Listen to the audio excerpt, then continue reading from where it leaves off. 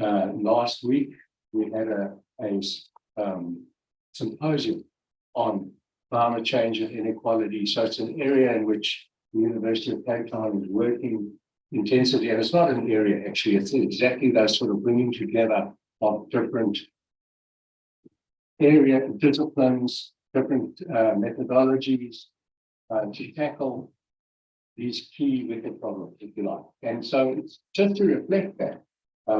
I have asked, begged really, Linda Tooze, who is our executive director for research at the University of Cape Town, just to say a few words, just to set the theme for today, and then I'll come back and introduce you. Thank you very much, Mary. I must say this is one of the reasons why I enjoy the job that I do and being in the university, because you open up our spaces for these critical and inquiry and engagements. So I also would like to join Mary in welcoming all of you who are here. We've got, for those that are online, we've got a full house here at the School of Economics. So I also welcome those that are online, and a very special welcome to Adam, who has joined us. We're excited by your presence here.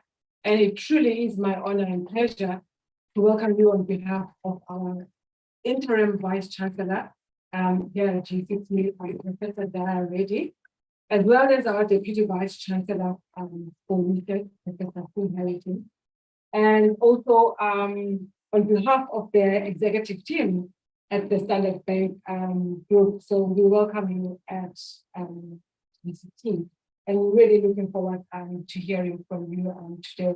I'm very excited today, especially because to hear your insights on what I think is a compelling topic, which is looking at the interplay between the three critical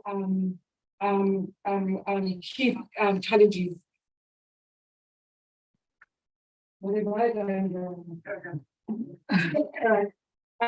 Looking at this compelling topic and area. But also what is exciting me is that this opportunity and seminar has brought together academics. We've got partners from government, and I'm hoping somewhere online we've got members of government who are going to collectively engage and critically engage with this very important topic. Quickly, just to share with everyone that at UCT, our 2030 vision for research positions academia to take their role in society and industry. And this commits all of us then to unleash human knowledge and it commits us to unleash human potential and knowledge towards a fair and just society while we continue contributing to the global knowledge base.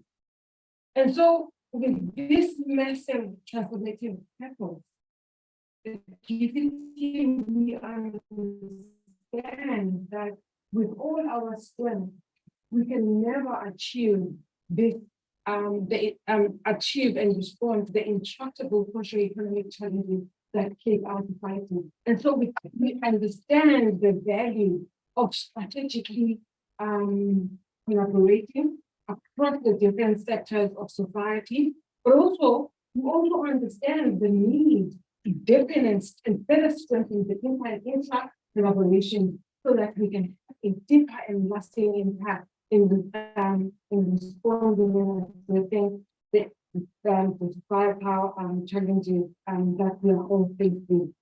And so we take seriously the instrumental role that all the universities have in addressing the aspirations of the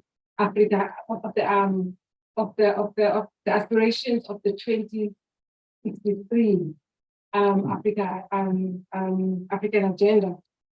And so while we have a number, we are appearing and we continue faring well in some of the global factor rankings that we see, but we are continuing growing a number of large interdisciplinary institutes at UCT.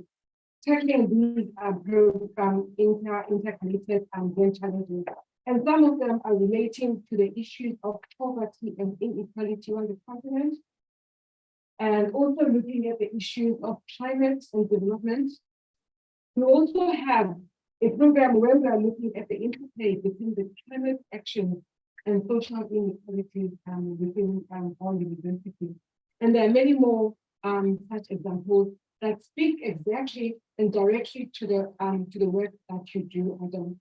And so we truly are excited to have you and host you today. And we're looking forward to your deliberations and I welcome all of you to actively participate and engage and critically engage on this very important topic. Thank you very much.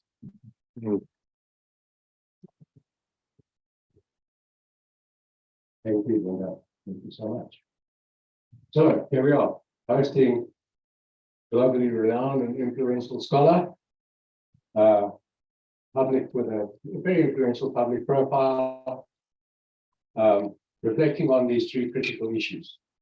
The seminar itself, to put this together, is a collaboration between the African Center of Excellence for Inequality Research, one of the Arua Centers of Excellence, the Southern African Labour and Development Research Unit, the School of Economics at UCT, and then it wouldn't have happened without the partnership with the Wits Institute for Social and Economic Research and the Southern Center for Inequality Studies at the University of Witwatersrand. And then it also wouldn't have happened without Chef working extremely hard to make this work. So here's what the New York Magazine says about Professor Tooze. Impeccably credentialed, improbably charming. And he is actually an economic historian when you get past all of that stuff. And actually, so the weight of his work has been exactly to bring this long run perspective, to look hard at the facts, but in the long run, to look at the financial crisis of 2008, that's a very famous book, but then also the COVID pandemic. Right? So if you want to look at the shocks and how society responds to them, one of the ways to do that is to recognize the fact that this isn't the first time that these things have happened and we've had to respond. And so anchoring the 2008 crisis in the Great Depression, et cetera, it's a wonderful perspective that you're bringing to us today, Adam. So thank you very much. Here's following on with the New York Magazine. Here's the book. In an article entitled "The Cult of Adam Tooze," right? But actually, it's a silly title at the end of the day, because it's an article about a wonderful public intellectual, but who also engages with people, in the words of somebody that some STEM guy that they found, who was trying to find out and explain, quote, what the hell was going on in the world. And he found his way to engaging with Adam, and found a very rich and warm and hospitable engagement that shaped him to go on and chart his path through what's going on in the world. So it's such a privilege, really. And your focus on the continent, right, which you'll come back to in your talk, is exactly in line with Linda said. So thank you so much. Thank you very much. I am never going to get over the unwise decision to collaborate with that magazine. It is a real pleasure to be here. I'm actually somewhat nervous. Because I live this life now as a public intellectual, I don't actually present to academic audiences. And very often, this is certainly the most sort of classically departmental seminar, my old beat in Cambridge, that I've been in. So let me start with a slightly defensive positioning of this paper, which is that this is really a paper drawn out of my life now as a public intellectual, as somebody who oscillates between conversations with journalists and government officials. And it's an effort, in the manner almost of like an intelligence brief, to make sense of where we're at right now. It's kind of a situation. The situation report is trying to deal with a sort of perplexity, a tension that I feel between the reality that oppresses if you're also like you only have to open the newspaper. This is literally the climate news from last week. China hitting these insane climate records in the spring. This is Beijing. Beijing is a cold northeastern part of Asia. It shouldn't be this hot at this time of year. South America has gone through a horrendous hot summer.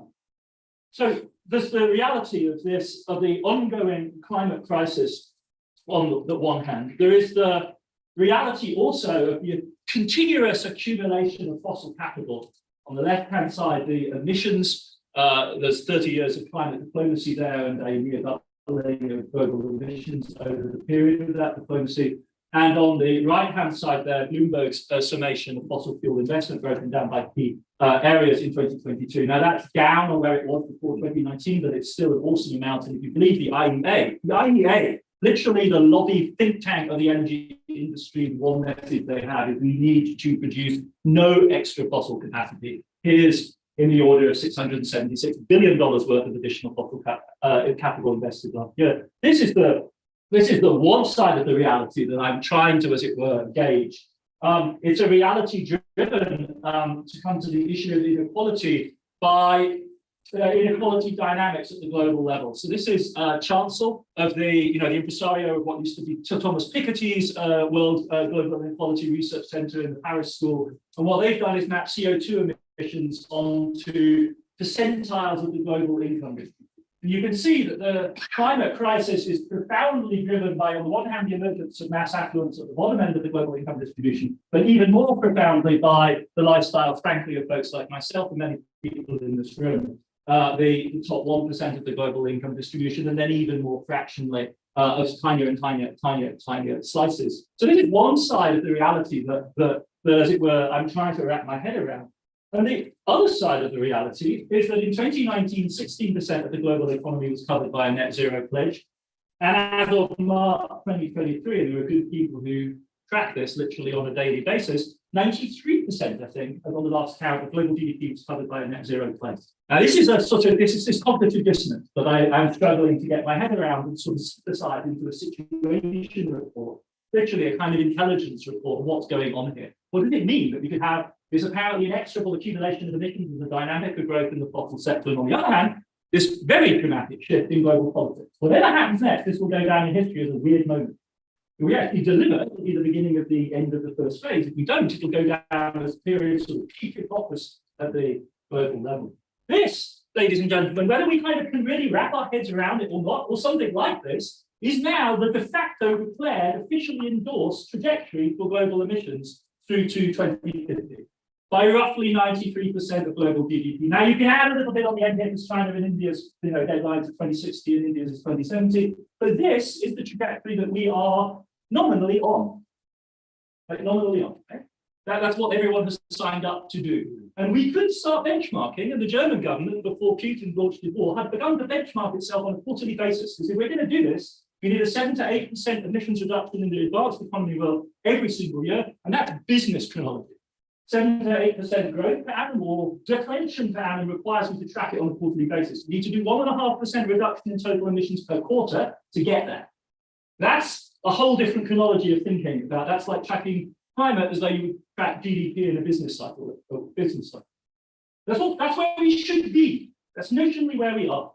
And again, what this implies, and it's kind of mind-blowing, is that folks like us have collectively decided the world over to radically reduce all our emissions. Because these are ordinary Americans here. You take Americans, the most high-polluting group in the world. The bottom 50% of the American income distribution does not have to change its emissions for America to meet its 2030 target, which is a 55% reduction. All of the reduction, because of the logic of inequality, actually has to come out of the top 10%. So essentially, somehow, we've all convinced ourselves, folks like us collectively, that we are all going to totally somehow change the infrastructure of our lives in the next 10 years. That's the nature of this kind of commitment. Once you pass out the inequality numbers and break it down, and this is true for China as well. In China, because the extreme income inequality there is room actually for the bottom half to raise their consumption. But in China too, because of the huge wealth of the affluence of the richest groups in society, they too have effectively signed up to a huge reduction of emissions, the top 10%. So there's all kind of weird, it's almost like the progressive moment in American history, or the Russian intellectuals in the 1900s suddenly decided to changing their world. There's some sort of strange logic like this going on. And very serious people. And I'm citing Mark Carney here, not just because he's the world's most charismatic ex-central banker, but he's also the most careerist man. And he's like the Canadian who needs a bigger country to rule the world from. And climate was his hobby horse, and he's riding on climate and has ridden it hard. Right? He has anchored an agenda of the credibility of ESG and green finance in a large swath of serious North global money. And what gives reality to all of this, what makes it more than just a kind of weird virtue signaling exercise on the gigantic scale, is this graph here, this intersection of two graphs.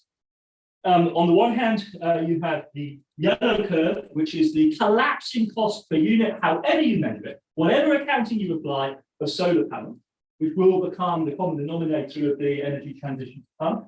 That's been collapsed. This is a typical learning curve effect. No one with any experience of industrial economics should be surprised by this. This is what happens when you invest hard, expanding production in the way that the Chinese did. And on the right-hand side, you have the installation of solar panels in the United States, which, as you can see, is ramping up fast. This year, Texas, red state Texas, will overtake California as the state in the United States with the most renewable energy capacity installed. Red state Texas. So the point there being, this is well beyond politics at this point. This is the misogynistic nightmare that modern Texas is, with these apocalyptic abortion laws, profound commitment to fossil fuel, and they're going to overtake California as the hub of American renewable energy production.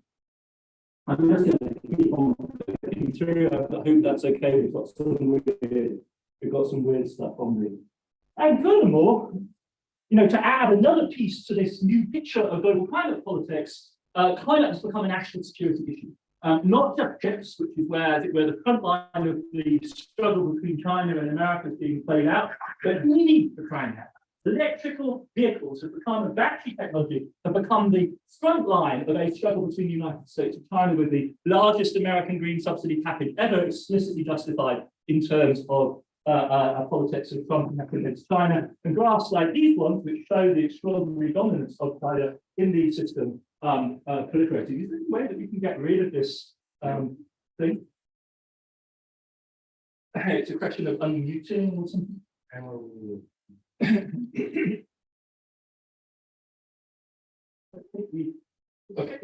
Okay, I'll keep on. So see now I've lost. Sorry. No, the arrow is not working. Did I go to here? I can do it from here too. That? No, they're not working from there either.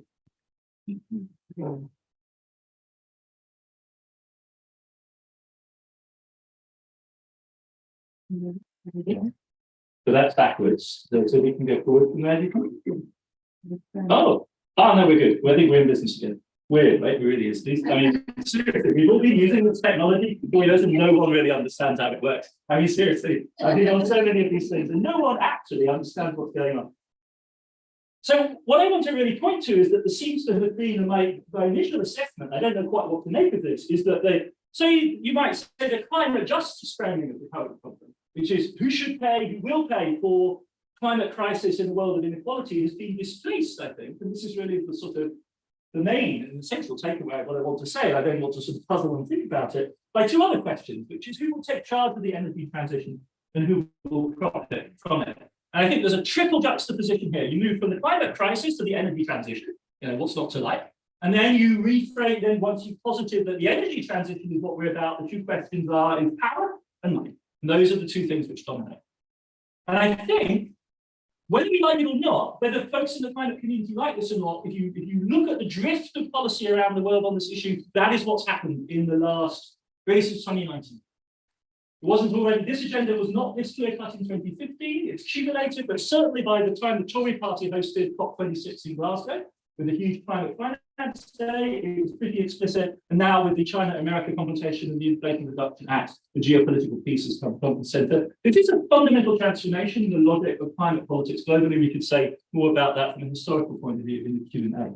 one of the effects of this, and it's good news, if you like, is that certain scenarios that used to be classified as business as usual, which were the catastrophic scenarios, they were pretty bizarre, actually. It's interesting they hung around as long as they did, because they effectively extrapolated China's historically unique growth in the 1990s and the 2000s forwards for 30 to 40 years. That's the gigantic surge in coal consumption here. This sort of scenario gives you 4 to 5 degrees climate change. All bets are off. We really don't know what that world looks like at all. That sort of scenario has been displaced as the sort of common central set of assumptions about the next 20 to 30 years by curves which run along this kind of line here. And those give you a 2 to 3 degree climate change. And at that point, some people are, in a sense, willing to declare a fundamental shift also in their thinking about the climate problem. So this is David Wallace-Wells, the House intellectual of the New York Times on the climate issue, the New York Times being the newspaper that if we were in the United States, literally every single person in this room would be reading. So this is a key organ of American liberalism and the way in which it thinks about the world. And David published this piece last fall in which he made this really extraordinary for a historian, which is what I do in my day job, very interesting kind of shift where he says we move from the truly apocalyptic warming which now looks considerably less likely than it did a few years ago. And we move therefore out of the realm of myth, thinking about the end of humanity and its destiny, to the plane of history. And history today that is the realm of contested, combative, combining on the one hand suffering and flourishing. It is the realm in which we actually have to make hard choices. There are trade-offs. It's a complicated world in which politics operates. So the point of me introducing this quote is, in a sense, this transition is not just a transition in policy discourse or from the realm of green and ecology politics to power and money. It's almost taken on a metaphysical dimension, right? We're moving into a space in which history returns. Now, standing back and thinking a little hard about this, you can, I'm tempted to say to David over drinks, man, slow down. History for sure, and contest and struggle and all of those good things, but let's not forget the fundamentally, defining feature of the climate equation, which is there is a carbon budget and we are hurtling towards it. In other words, we may not be facing apocalypse now, but we still have to face the question of finitude. We still have to face the question of limits, right? Which is the single thing which the ecological discourse and our future discourse forces into economics, forces into history, which is the disruptive thing. And there's a way I think we want to shrink away from that, and I would indict David of that. Also, his treatment of inequality at the end there, it has this just structureless, right? It's just, yes, there are going to be some people off or better off. No, right? Who is better off and worse off in this new scenario in which the climate problem is historical and historical? It's structurally determined by that history, right? And that's the world that we're actually in. Now, in that world of 2 to 3 degree climate change, certain predictable things shift in the global climate agenda. If that is indeed the horizon, what is it that we would expect? And I think it's entirely predictable and logical, and that has, makes an ultimate degree of sense that at COP27 in Egypt, issues are notably to do with adaptation and loss and damage move to the center of the conversation. Right? If the mitigation horizon now is a 2 to 3 one, what large parts of the world need to talk about is loss and damage and adaptation, because that is the challenge coming their way. And it's not for nothing that Maya Motley and the Bayern delegation leading the Bridgeport agenda, Bridgetown agenda, have driven this issue to the forefront. And as you will know, loss and damage, at least symbolically, was incorporated into the resolutions in Egypt for the very first time. 2 key provisos, no details, no agreement on how it's going to be funded, and a shift from any consideration of historic damage, the sense of reparation, if you like, on the part of the global north to the global south, to a rigid focus, which was already there in Maya Motley's and the Bridgetown agendas, shift to the focus on disaster relief. So that's the sort of loss that we're going to be talking about. It's Pakistan and the experience of the Caribbean that are going to define that, rather than the considerations of climate justice that, for instance, the African continent might want to make against the North. The Americans won't agree to anything else. It's a miracle diplomatically that they even agreed to this, and a considerable puzzle, I think. Meanwhile, the folks in Davos, those people that I also hang out with, and this is where my perplexity starts, their focus and the sense of like an intelligence report, their focus is all on the upside. And the upside here is investment, investment, investment. This is the biggest thing since the Industrial Revolution, as John Carrier pointed out. There are trillions of dollars literally in new investment coming down the pipe. This is just one, the easiest bit, the bit that we can already forecast the future of. This is the electricity generating sector. By any calculations on a reasonable trajectory to net zero in that sector, we're talking about a boost of in the order of $1 trillion a year in additional investment. All of that, of course, opportunity for technological innovation and profit making. We can, thanks to the Herculean efforts of an entirely new generation of, if you like, macro planners who have grown up within the environment of the climate policy discourse, actually expand those estimates up to the global level, and most credible estimates for the additional volume of investment required globally to get to net zero by 2050 suggests that the party is going to be in the order of $4 to $5 trillion in additional expenditure per year, rolled year after year after year after year. So you can see why the business world begins to salivate at the prospect of this huge surge in aggregate demand and technological financing coming their way. Is that a lot? Well, global GDP in 2022, before we allow for any kind of growth, is $85 trillion. So it's 4.7% of GDP, which is what this would be. An imaginable kind of number. What kind of historical metrics do we have for that? The answer is we have plenty of them. This is American defense spending over the course of the Cold War. Don't let people seduce you into thinking about the climate problem as a total war effort. It's nothing like that. But what it really is quite like is the sustained effort that was necessary to fight and mount the Cold War. So as you can see here, American defense spending doesn't fall below the critical 5% threshold until the 1990s. And what does this do to society when every 20th dollar is being spent on a thing like this? It creates the military-industrial complex. Better or for worse, right? So what we will be talking about in America is creating a greed industrial complex. It would be everywhere in every city, but it wouldn't dominate the economy. It doesn't take over the world. It doesn't gobble every other activity up, and it of course generates well-paying jobs across the economy. This is the upside story that's being told. Of course, this is a story about money, and I've been saying it's about profit. So you can actually ask the question: will this be profitable? And the good people at McKinsey's have done the math for us, and they've done the math on the case where we think this is, the most likely opportunity for energy transition, and it's in Europe. And this graph here summarizes the bit at current prices when they did this study, which was 2019. You can see here, so the business case is solid in all the solid areas here. And over the top here, they assume there has to be a subsidy. You're all economists, so that you know that this is clearly relative to the underlying price levels against which this is calculated. If you put a carbon price in, the question entirely changes. So this is McKinsey's estimate of what share of the investment necessary in Europe to get to net zero would pay for itself at different levels of carbon price.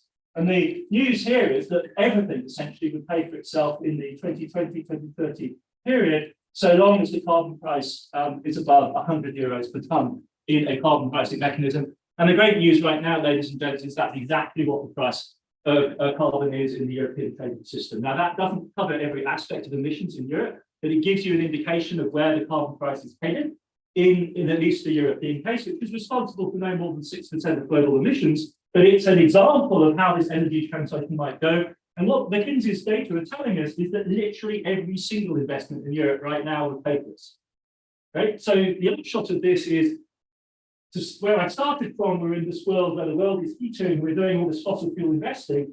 And on the other hand, if you follow the train of this logic, not only are powerful governments around the world committed to doing the net energy transition, but their own think tanks, the apparatus of expertise that's organic to global capital, is actually telling at least the Europeans that this is now a done deal, right? There is an unanswerable case for the energy transition across the European economy at this point.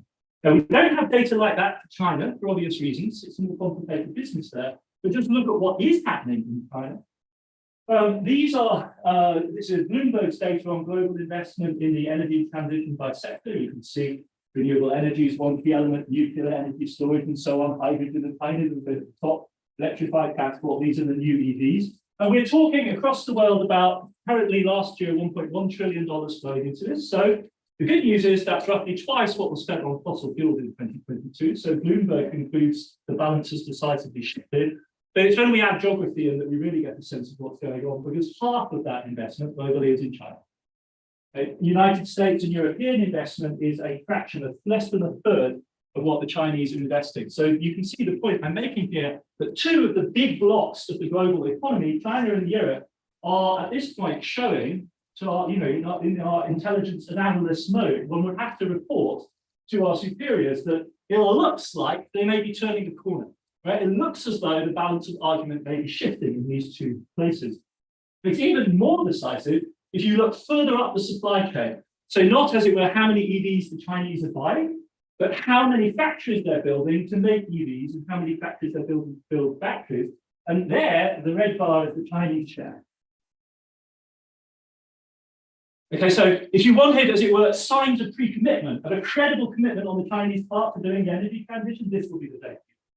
We don't have the McKinsey-style estimates, but if they are responsible for 80 to 90% of all capacity investment, that's telling you something about the kind of ways that they're making. We could get into why this might be the case. The one idea which is totally put out of our minds is that somehow climate is a do-gooder issue for liberals in the West that the Chinese agree to do because they want to curry favor with us. That's a silly idea about why the Chinese are motivated to do this. They're after power, they're after profit, they're after the survival of their regime in the face of very serious climatic and environmental constraints. But that is a lot of money. It's a very decisive commitment by the Chinese. In which case, we need to start thinking globally about this jigsaw puzzle. Because I've deliberately made the argument by way of the European and the American cases, but let's put our international political economy and Marxist variant kind of hats on, and I come from a Trotskyist tradition, so I'm going to go back to uneven and combined development. And this, I think, is a very interesting case for looking at that particular case. Because if renewables are cheaper and the balance is better on energy security as well, what would you expect? Well, you'd expect the key global energy importers, which are Asia, East Asia, Japan, Korea, China, and Europe, to engage in the most rapid shift. Now, there are complicating factors here we could talk about, though. Coal serves as a comfort blanket for the Chinese, but nevertheless, longer term, it's clear that renewables are key for them. That implies a fall, on balance, longer term in the global demand for fossil fuels, in the traded global demand for fossil fuels outside natural boundaries. That implies a fight to the death for survival between the major fossil fuel producers in the world. If carbon prices is in effect in Europe and China, some kind of CBAM type arrangement, that means you can't get the rebound effect. It isn't as though the falling carbon price, the fossil fuel price should cause them to consume more, because you'll have a CBAM adjusting that away. The Chinese have carbon pricing in place, or the beginnings of a system. The Europeans are talking seriously about CBAM, in which case you have a fight to the death within the fossil fuel exporting world. And we already know how that ends. As soon as that war is declared, we know how it ends. The OPEC producers of oil and gas win that argument hands down because they have virtually zero costs of production for oil in Saudi and for gas in Qatar. And so the what's left of the global fossil fuel market, the recalcitrant importers, take it from those the last producers standing. That's the continuous argument going on within OPEC Plus right now. And that leaves the United States in real trouble, because the United States and Canada are amongst the highest cost globally producers of fossil fuels, certainly by comparison with the truly low-cost producers. This is not something I just made up. This is a scenario worked through in quite an elaborate modeling exercise by Mercury et al. In one of the Nature franchises in 2021. And as an economic historian, it puts me in mind of one of the great doyens of international political economy, because what we're dealing with here is essentially a massive terms of trade shock or a massive cost of production shock rippling through a global production system in an uneven and combined way. And the person I'm thinking of, well, here, sorry, this is the last time I did this as well. This is the estimate of the losses that they've made in the Mercury et al. Paper. So you see here the European Union as a major energy importer and China as an energy importer emerges from this complex transition net up by a very considerable degree. So this question of who profits is being assessed here in macroeconomic terms rather than in private profit terms. And the United States emerges as the net loser to the tune of trillions of dollars. This is $3 trillion. Now, against the scale of the US economy, $3 trillion, even if it were to hit in a concerted way, and these are data that are spread over a prolonged period of time, is a relatively small hit. But fossil fuel politics is all about sectional interests. It's not about the aggregate. And what this tells you is there will be recalcitrant fossil fuel interests in the United States trying to defend their patch to the last ditch. And this isn't a historical fantasy. If you look at American oil policy after World War II, we immediately think of the role of American oil majors in the Middle East, Aramco, that makes Saudi Aramco. But that was the American oil majors operating outside the United States. What they were not allowed to do was to sell dirt cheap Gulf oil into the US market, because the US market was reserved for high-cost wildcat producers in Texas who had a grip on Texas politics and a large slice of the Democratic Party at the time, that's where Lyndon Johnson is elected out of. And he protects oil interests, as does everyone else in that patch. And so America has already had a situation of fossil fuel protectionism. The current mode is rather exceptional. We could easily see ourselves heading back in that direction, in which case, to resume the point I was prematurely making just a second ago, we would be in a cold Polari country. We would be in a world in which massive trade shocks, in his case, the grain invasion of the late 19th century, sends a rippling shock through the socio-economic systems of Europe, upheaving their world. Along, of course, with labour mobility, capital mobility, and there's few places in the world in which those forces acted out with more violence than in South Africa, of course. And they gave rise classically to the diagnosis of imperialism by John Hobson, which was then taken up by Lenin as a foundation to his thinking about imperialism. In other words, this is a recipe for racist exclusion, balkanization of labour markets, and ultimately potentially war. On the analysis of somebody like Polanyi, it's also the diagnosis in his case, both of the New Deal. Nowadays, I think Polanyians tend to think of themselves as nice people of the left. Karl Polanyi, I think, is a much more kind of open-minded, quite cynical analyst of the interwar period. And fascism is one of the ways in which you can stabilize the national economy in the face of a massive external shock. In other words, the energy market might end up looking like this. This is the grain market. If you think of one market that was fundamentally taken out of the liberal market order in the 1930s, never returned to it, but in Europe and the United States has remained, and China as well, and India as well, a largely closed national system is agriculture, which is to a large extent and very much to Africa's detriment, excluded from the global trading system. Treaty after treaty has become the hard nut on which the WTO broke its teeth in the Doha round. Agriculture doesn't fit within the story, and I think one can imagine a future for fossil fuels that would look a little like this. The fascinating thing, and this is where the intelligence report comes back in, when you step back from doing an update of Polanyi and back to thinking about the present moment, is that if you follow the news closely, what you can see is that the smart people in Brussels and Berlin and Paris and in Washington, DC can see all of this coming. We don't need to lecture them on this. There's no secret missing. This is not some highbrow, this is not rocket science. They understand the force of this kind of dynamic. And much of what the Biden administration's international economic policy team and people in Brussels, Berlin, and Paris have been doing since 2021 is struggling to avoid this kind of scenario of confrontation between Europe heading down a green, renewable energy track of its own, and America pursuing its own destiny with the Inflation Reduction.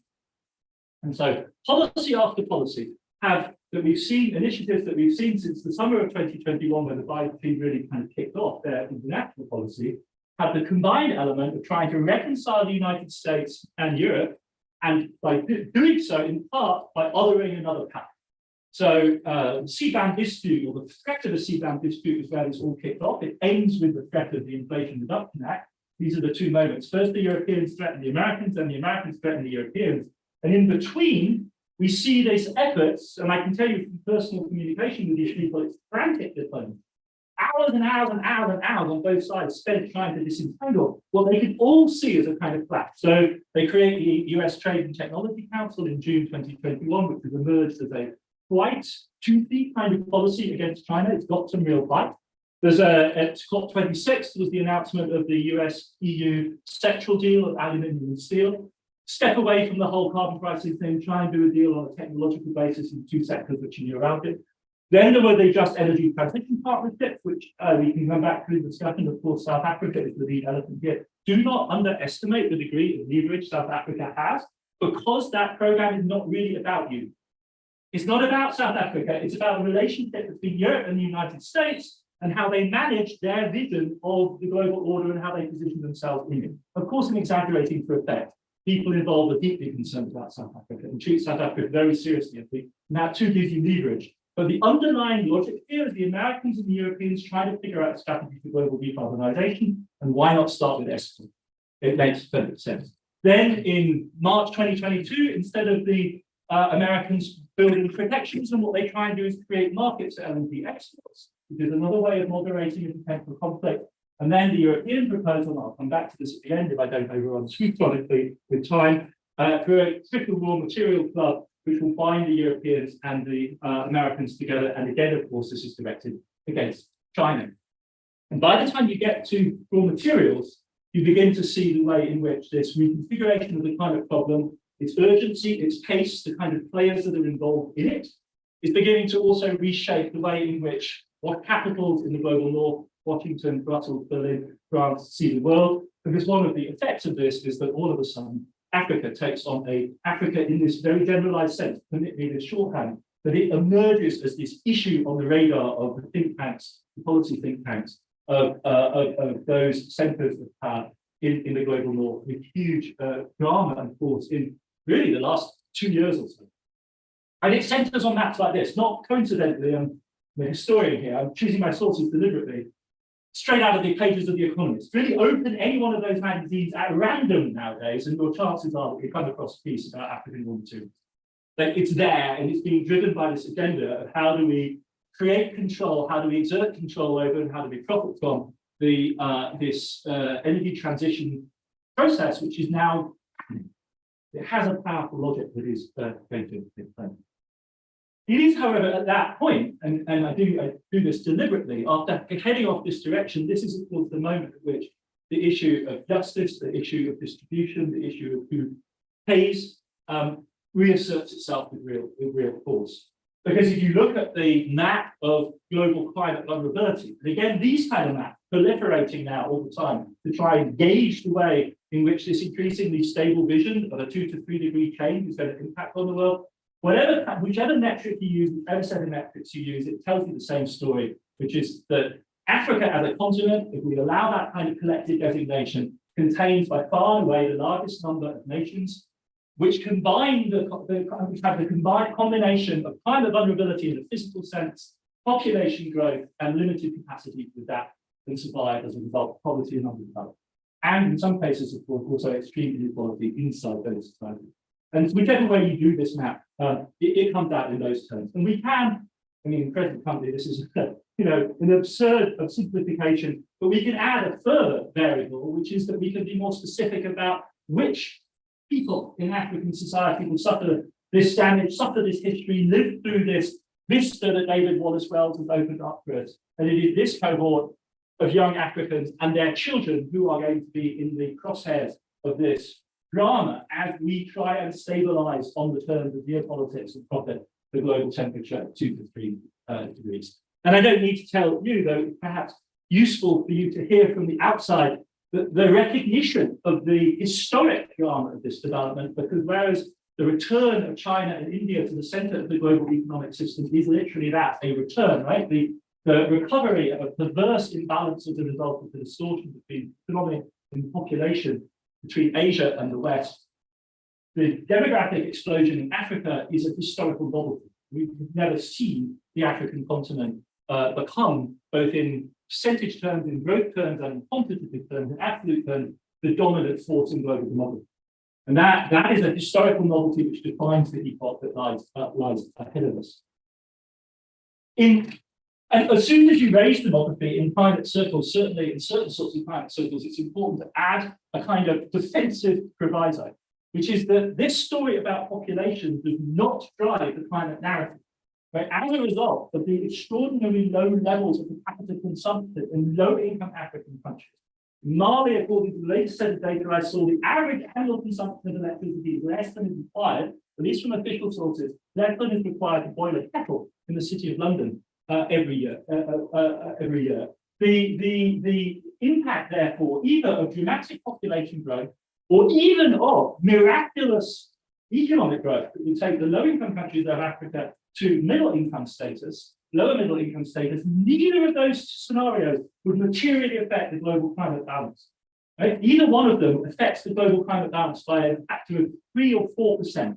In other words, it's marginal by comparison with the scale of reduction that China, for instance, has to achieve. The point being here, freeing.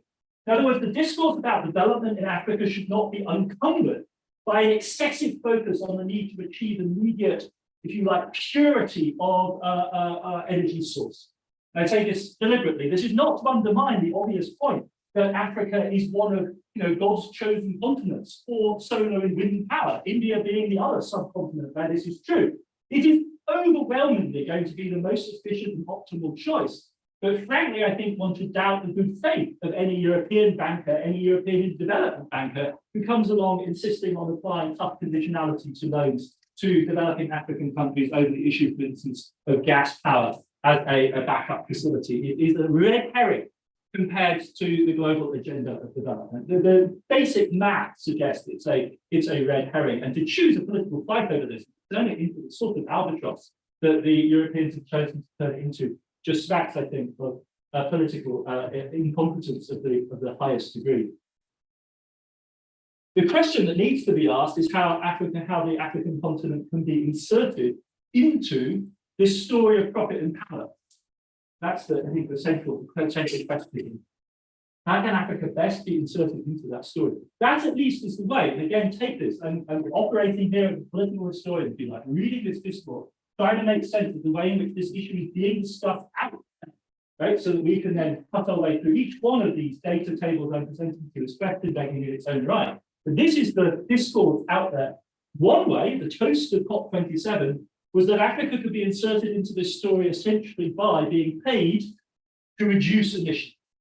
This is the carbon credit story, right? Either be paid for the husbanding of natural resources to act as carbon sinks, or in the even more sort of grotesque scenarios, the transition of domestic cooking from charcoal and firewood to propane gas stoves would be counted up and stored up as a reduction in emissions that could then be offset against the emissions of any one take your pick of these global north polluters. So Delta Airlines or Netflix would buy, as it were, the credits released by an African family transforming its domestic cooking energy from charcoal to gas. It would be completely obscene, I think, but for the fact that the promises of a substantial amount of money in these kind of deals.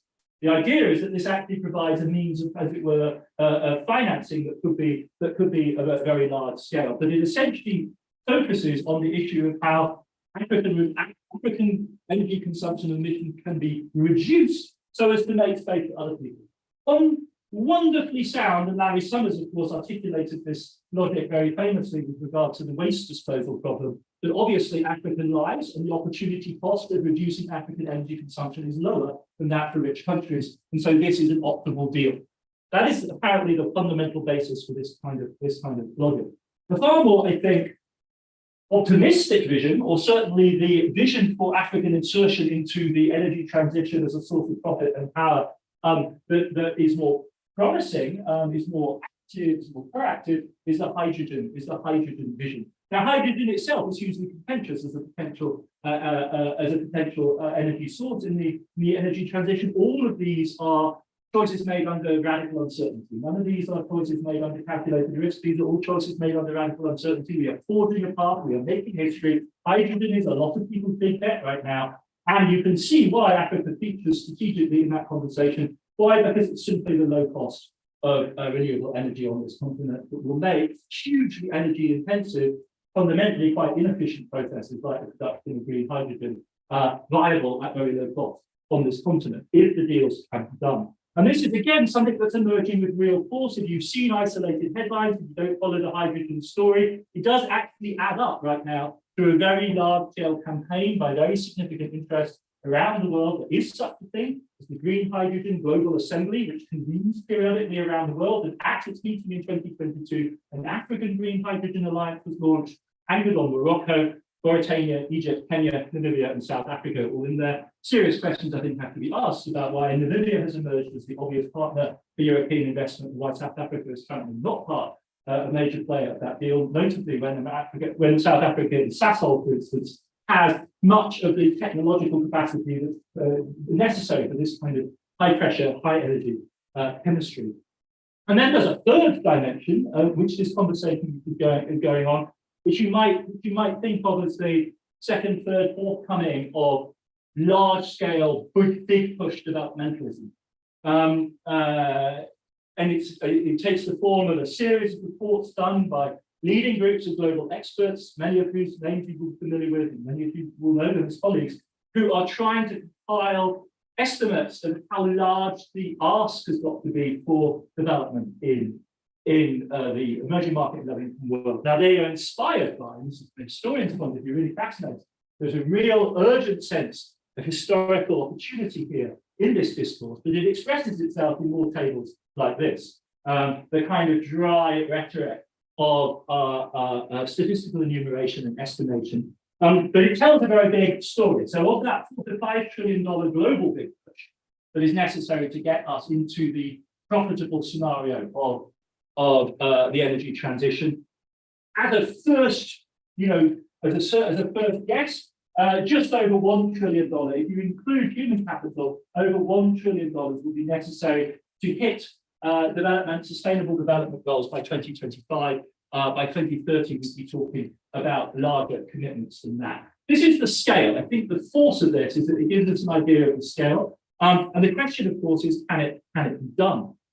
This is the financing gap type calculation, which panels like this and estimates like this produce. South Africa has done its local version of this for the Just Energy Transition Investment Program that was issued at the end of last year. This is the global estimate. And you can see here what they have done is basically put together what they call a grand match. So the big push will be funded by a grand match, and the grand match consists, on the one hand, of a expanded flow of private finance from the north, one imagines, which will be achieved through various types of de-risking, placed on the balance sheets of European, American, and Asian sponsors. And on the other hand, the larger component will have to be mobilized through domestic resource mobilization, which ultimately will require backstopping by a fiscal revolution in the emerging market states of the world. So of the 957 billion that these folks envision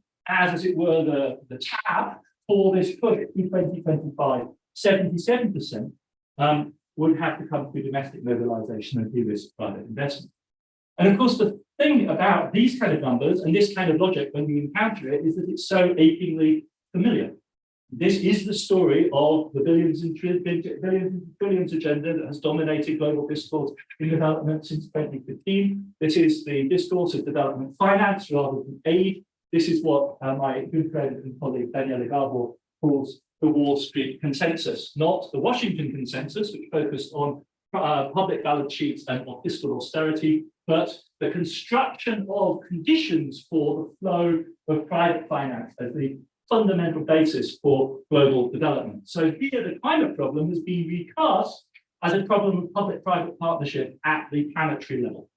That is the transition that we're mapping here and the scale of the problem. Now, as soon as you do that, critical development studies will produce a laundry list of critiques of this kind of structure. The questions are, what is the distribution of risks and benefits? How does the inequality problem rear its head both on the side of the sponsoring patron states and within the developing economies? Who sets the term of de-risking? Who develops the competence to manage these partnerships?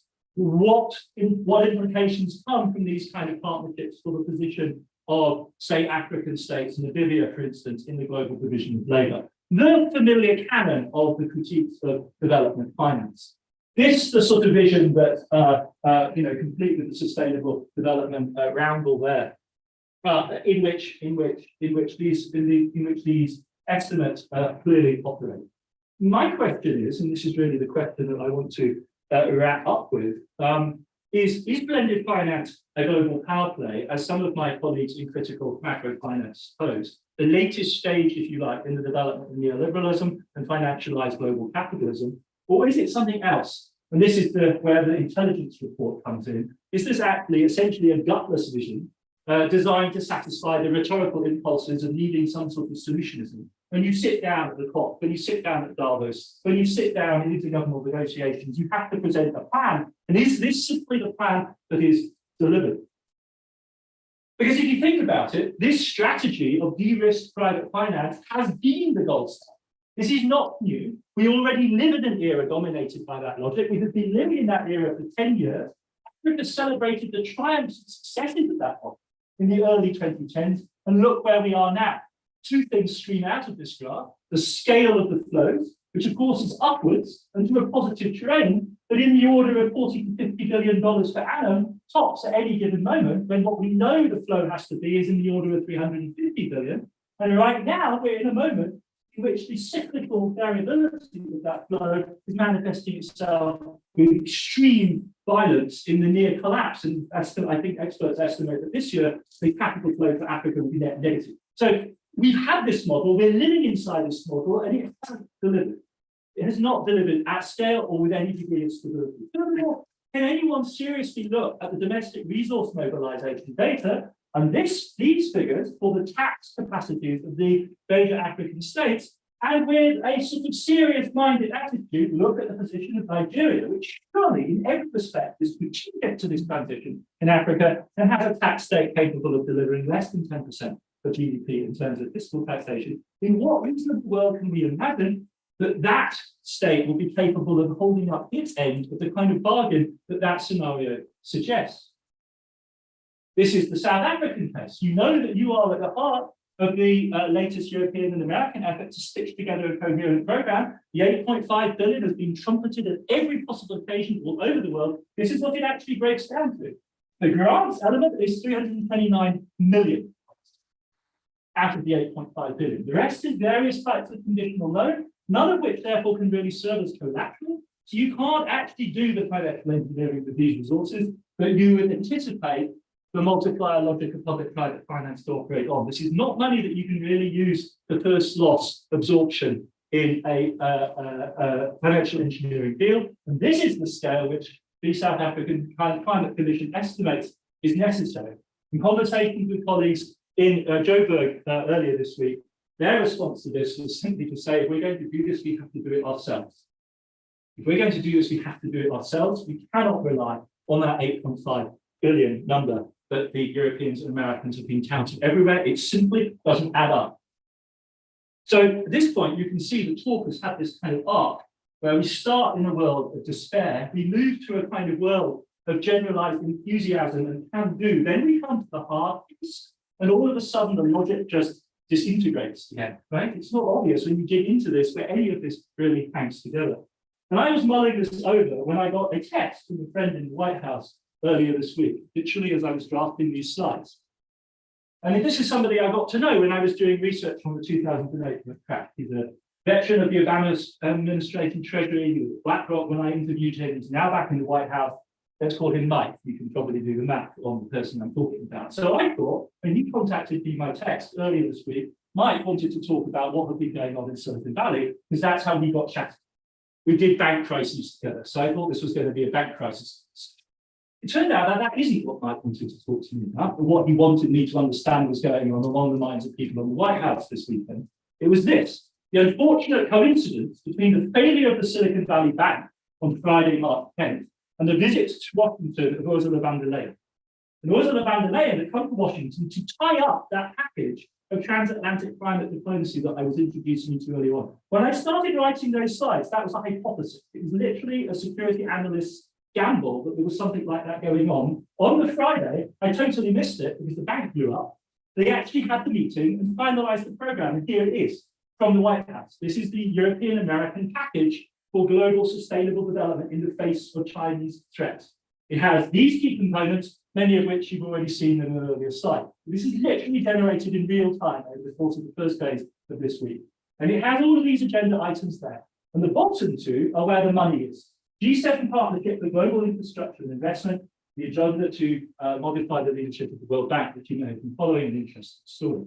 So I think, oh, this partnership about investment in infrastructure, that sounds great. I'm sure that's America and Europe's answer to One Belt, One Road. This is where the rubber hits the road. This is where all my anxieties about funding, will be overcome. Okay, so my friend is going to actually deliver the solution.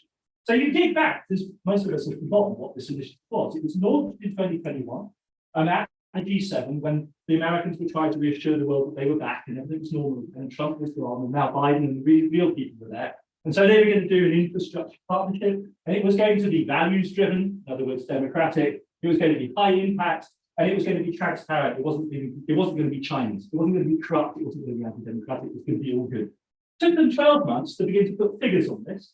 And this is what came out in June 2022. These are the numbers. Today, President Biden will announce that the US aims to mobilize $200 billion for PGII over the next 5 years. And with our partners, we hope to mobilize $600 billion. over the next 5 years. I mean, it's really an Austin Powers moment. It's folks, Mike, I know you're very, very humorous. You have seen this graph. You know that we don't need 600 billion over 5 years. That is almost exactly the 100 billion a year that they have failed to mobilize in the top negotiation. We don't need 120 billion per year. We need in the order of $1 trillion, of which we need backstopping from the rich countries in the order of 326.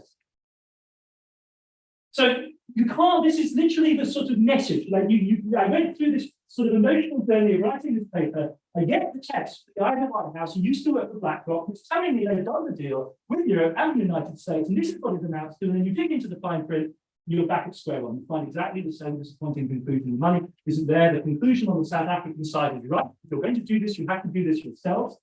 And what is working in your favor, and the fundamental thing that can anchor, I think, arguments about going forward, is that the fundamentals here are the technological constraints on the, this is the, so over the course of this week, as I've sort of gone back and forth with different audiences about this topic, the single thing that I'm kind of left with as an anchoring assumption is a story about the supply side. Something that's shifted in the technological conditions of energy generation worldwide. Very cheap electricity is now available. That is the one thing that we know. Other things follow from that, but that is all that we know for certain. Maybe we can build governmental coalitions at the national level. Maybe we can build them at the global level. Maybe they can be built in ad hoc ways between Europe, the United States, and particular partners. But the one thing you can count on is that technological driver. And that, in a sense, is the sort of fundamental, it's the takeaway, it's the assessment of the global picture at this moment. I think the politics, both at the national and the international level, are profoundly uncertain. But in some senses, given the huge change in cost conditions, it can only, I think, be a matter of time before resistance breaks in place after place after place within the global economy and within the global energy system. That is not, however, and this is perhaps a crucial takeaway, in any way congruent with, matched with, tightly synchronized with any clear assumption about transition to net zero overall. This is an energy policy revolution increasingly divorced from the politics of climate as such. That is literally how the Inflation Reduction Act was done in the United States, the largest piece of climate policy that doesn't mention climate anywhere in its region. Okay? So we've moved from a world in which this is a story driven by climate to one in which this is a story driven by energy politics and energy economics. And it is one that remains, however, essentially centered on the experience of the top 10 to 50% of the global population, because this, in our world, is where all of the action is going to be. Whether or not that translates into the more comprehensive vision of sustainable development is oddly congruent package of Paris Climate Deal in 2015 and the Sustainable Development Goals done at the same time in 2015. That too, I think, is an absolutely open question. The question of whether or not adequate resources are deployed for the development of emerging and low-income countries remains as open at this point as it was at any point previously. There's no reason, I think, to believe that the climate issue by itself will build a bulldozer, the magic bullet, and carry, as it were, us towards joint solutions for both. The logic that I might identify here operates at that elite level within the rich countries, where I think the balance is really shifted. So sorry for that somewhat depressing conclusion. Thank you for your patience and attention, and I look forward to taking.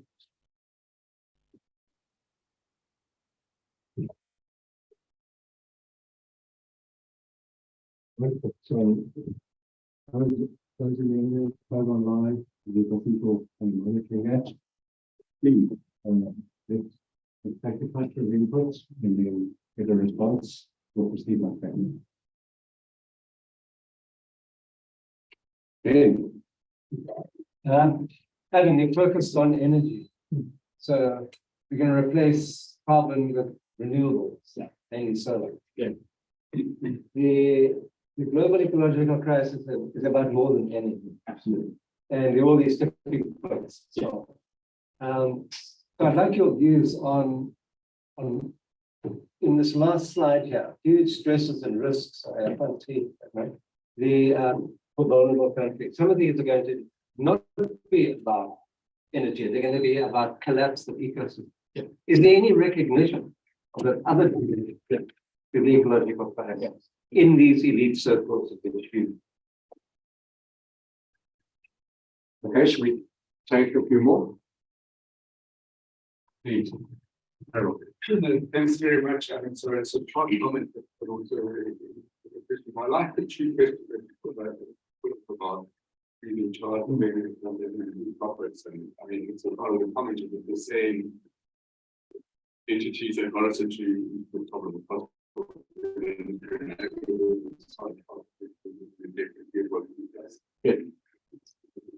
So maybe we talk about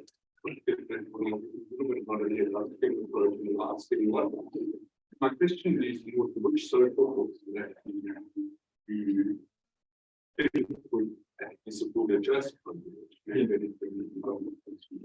what would the role you spoke a lot about effectively the needs that yours around your own energy, about critical minerals, around finance. But what would be the role? How would the role from my hypothesis would be a board by politics and we need social forces led effectively by labor and those social agents will be then it also be it's likely that the countries will be taken for equality. The deal that we go between the land and the buyer, effectively saying, well, we will be in 6 months. If you don't go on to that, so my question would be just ending off, you did address the issue of justice and in relation to Africa, it came across more as subject than an object than a subject. And what would it take for African countries to be the subject of their Can I answer those two because it's a shot? Yeah.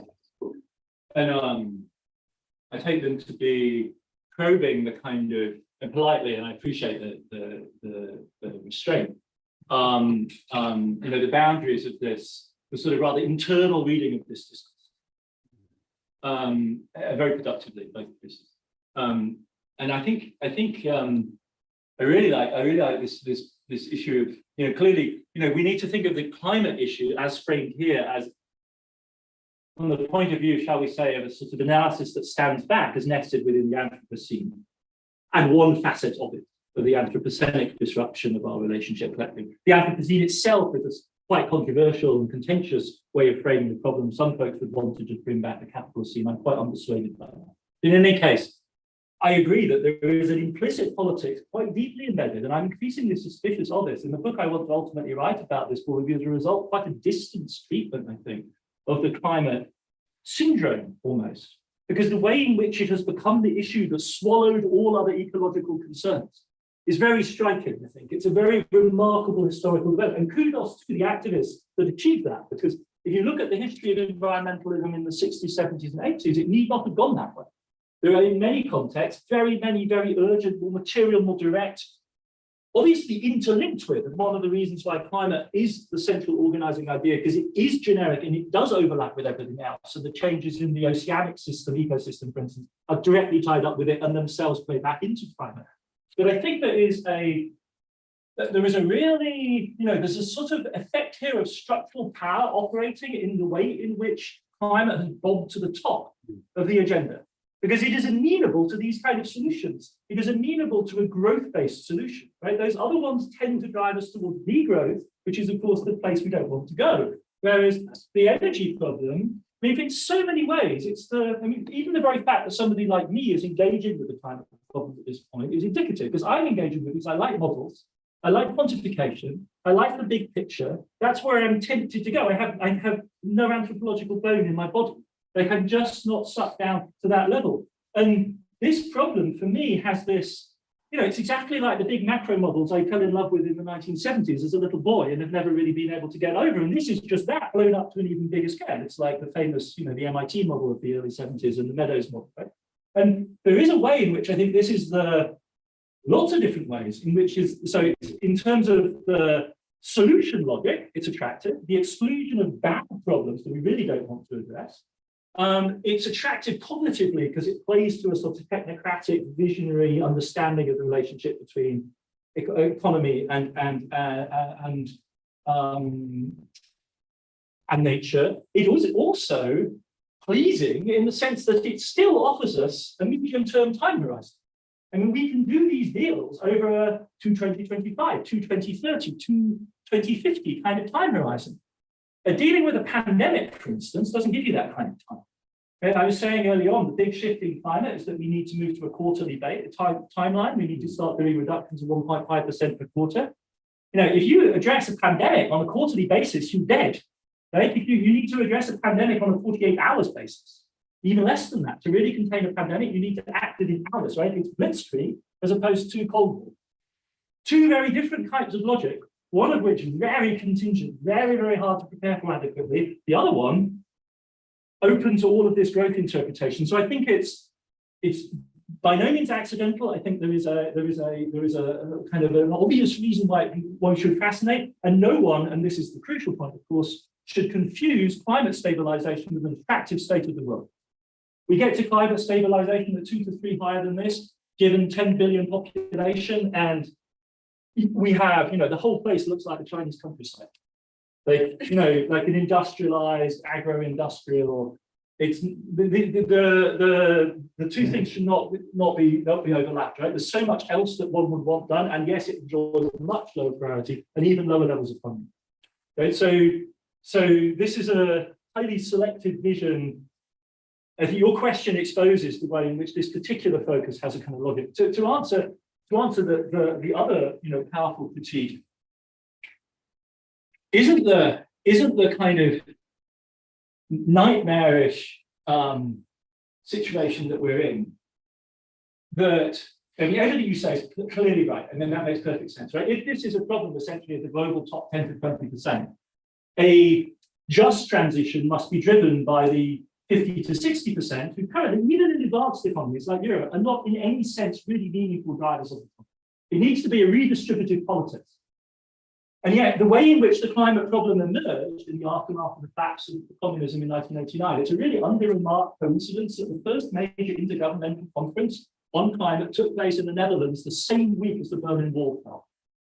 The delegates on the American side, anyway, went on to Berlin from the conference in the Netherlands. The climate problem has been framed in the aftermath of the heyday of the classic labor movement.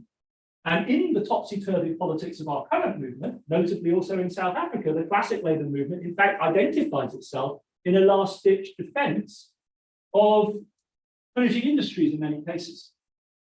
And I mean, the Salvage Collective in the UK, the kind of the latest generation of the most forward, most radical element of left ecological thinking, focused is directly on this dilemma, which is that the working class has found itself harnessed to the machine that produces this global destruction. So it would require not just the classic coalition, but a reconfiguration of that coalition. Obviously now, any working class coalition cannot be based on male factory work, right? It has to, in fact, recognize the plurality and the complexity, even in advanced economies like Europe or the United States. That is the challenge. But the conditions for the achievement of this kind of redistributive coalition, the target seems huge and obvious.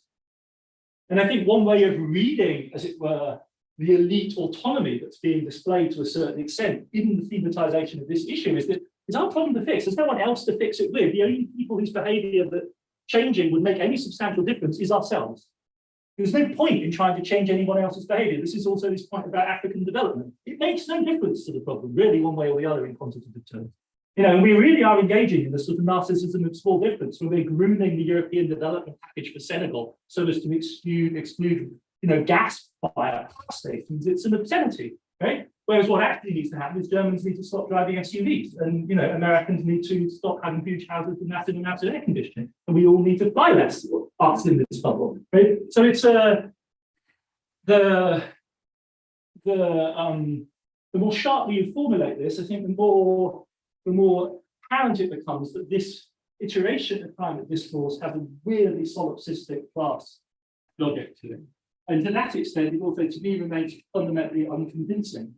I'm not sure that we actually are on board with this. If I felt that we were impelled by, deep moral fervor or something like this was some sort of great awakening kind of moment.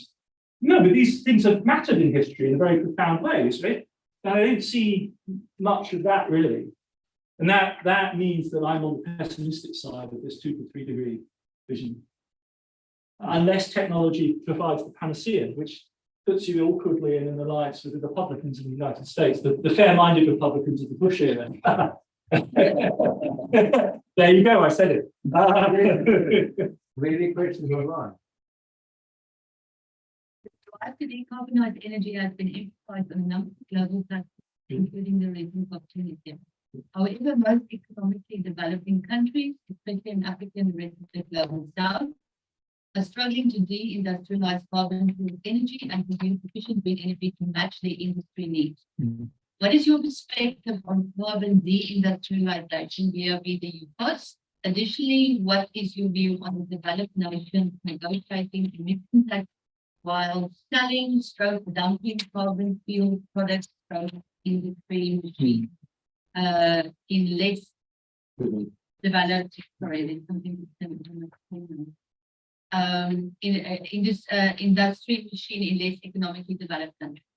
Okay, excellent. Thank you. And that reminds me of the second part, the question from the back, which was the way in which Africa appears in this kind of discourse as the object rather than the subject of policy. And again, I think that neatly skewers a very striking feature of this particular conversation. I think that's absolutely right.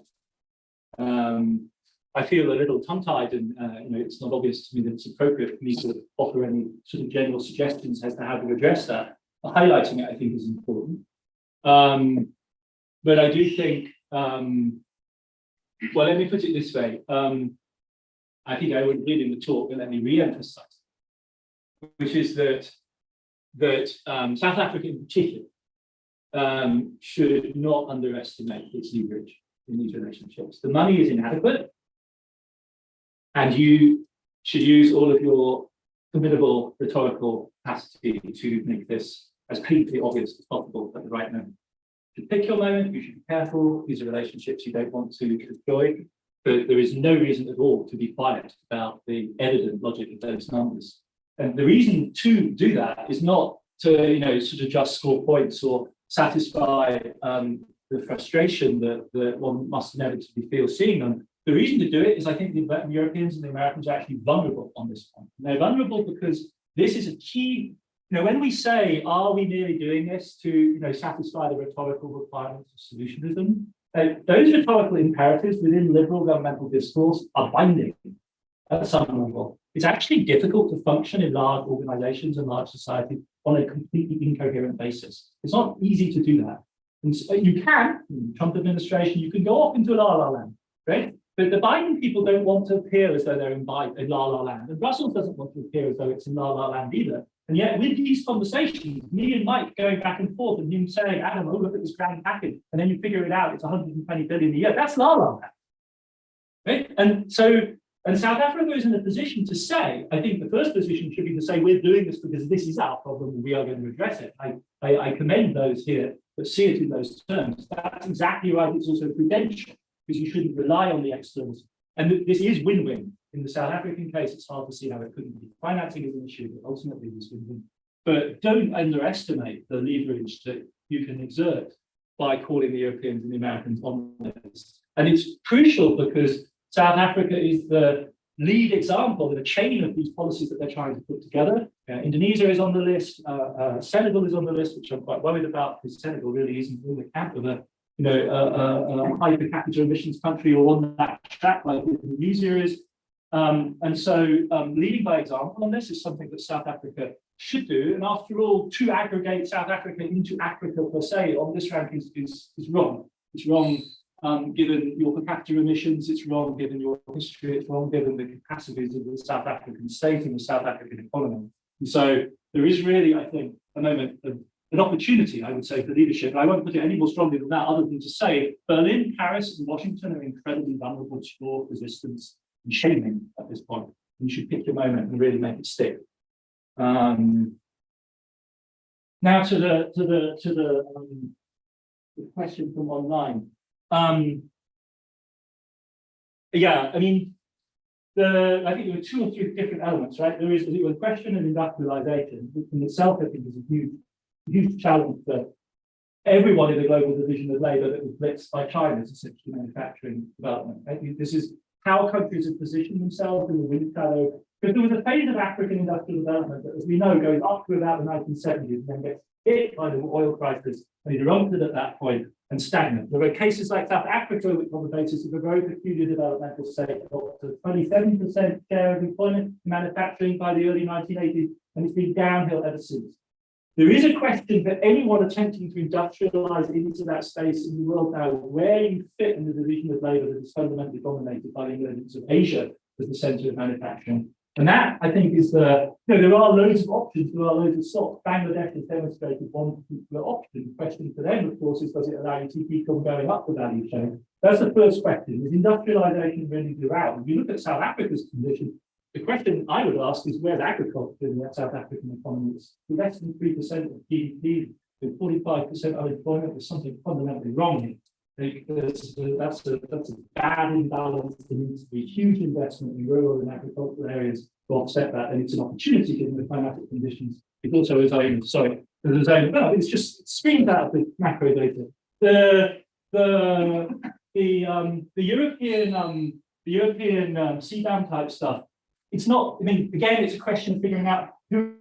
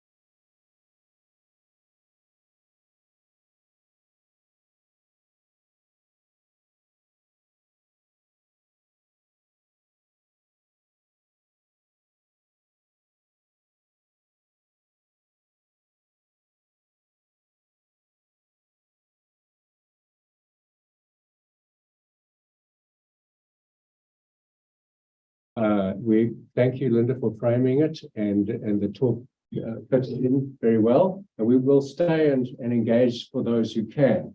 Just in final closing, again, on behalf of Keith and myself, I'd like to extend a special word of thanks to you, Shep, and to Standard Bank, but you in particular, by all accounts, have worked tirelessly over many, many months with our friends at Wits to make this visit possible, and in a very nice, calm, and collected way that's hugely appreciated by everybody, and certainly appreciated by us this afternoon in bringing Adam here. So thank you very much. Okay, so those who need to go, please feel free to leave after a rather lovely engagement together. And those who want to linger, they even left some food for us and juice and things. We can move across there if it's more congenial. Yes. That's